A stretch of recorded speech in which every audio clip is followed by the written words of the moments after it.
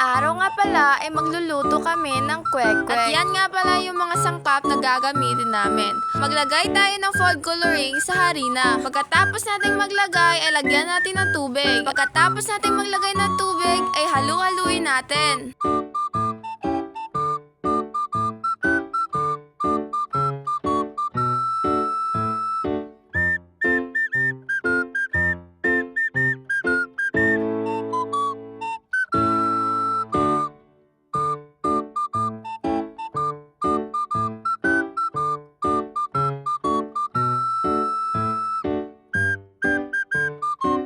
Pagkatapos nating halu-haluin, dapat ganito na yung texture. Pagkatapos nating paghalu-haluin, ay sa itlog naman tayo. Ito naman, naglagay lang ako ng tubig at nilagay ko yung itlog. Pagkatapos ng ilang minuto, naluto na din ang ating itlog. Pagkatapos maluto ng itlog, inilagay ko siya sa tubig para mabalatan na.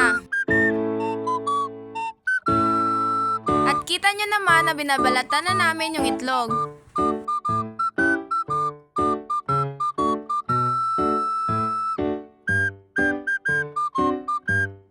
Pagkatapos naming balatan yung itlog, ay inilagay na namin siya sa ginawa namin kanina. Pagkatapos kong inilagay sa ginawa namin kanina, at hinalo-halo na namin.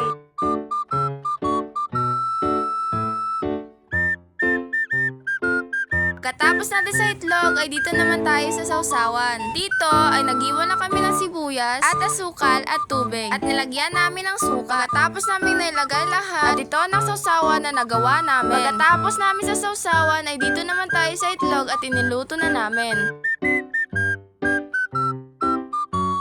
Pagkatapos maluto ng itlog ay kinuha na namin. At ito na nga lahat ng kwek-kwek na nailuto namin. At yun lang guys, kakain na kami. Bye!